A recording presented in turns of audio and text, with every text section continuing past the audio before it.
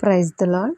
Today's promise పరిశుద్ధ గ్రంథంలోని యెషయా గ్రంథం 60వ అధ్యాయం 5వ వచనం.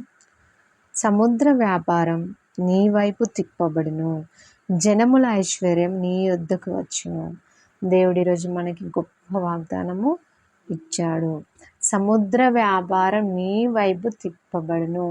ఇన్ని రోజులు మన ఆర్థిక పరిస్థితి ఎంత దీనంగా ఉన్నప్పటికీ దేవుడు సముద్రం ఎంత పెద్దదో మనకు తెలుసు. అంత మనం చేసే పని అంత డెవలప్ అవుతుంది. బిజినెస్సే కానీ, జాబే కానీ, ఇంకేదైనా పర్సనల్ నువ్వు ఏం చేస్తున్నా కూడా అది ఎలా సముద్రం అంతా డెవలప్మెంట్ వచ్చేస్తుందంట. సముద్ర వ్యాపారం అన్నీ మన వైపు తిప్పబడుతుంది.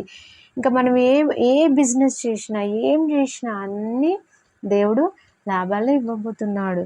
సో సముద్ర వ్యాపారం మన వైపు తిప్పబడుతుంది. ఏ జాబ్లో అయినా మనకి గ్రేట్ సక్సెస్ రాబోతుంది.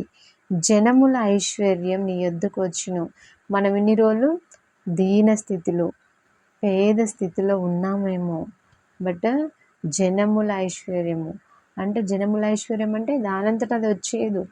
మనం చేసే పనిలోనే, మనం చేసే జాబ్లోనే మనకి ఏదైతే మన అనుకున్నది మనకు అందివ్వబడాలో అదే మన యొద్దకు జనముల ఐశ్వర్యము. అప్పులు తీసుకున్న వాళ్ళు ఇవ్వలేకపోయినా కూడా వాళ్ళు తిరిగి ఇచ్చేదరు.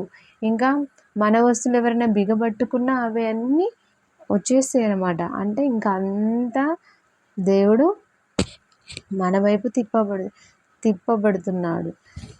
సో జనముల ఐశ్వర్యం మన ఎద్దుకు వచ్చింది. దేవుడు ఈ వాగ్దానాన్ని మన జీవితాలలో నెరవేర్చబడును గాక.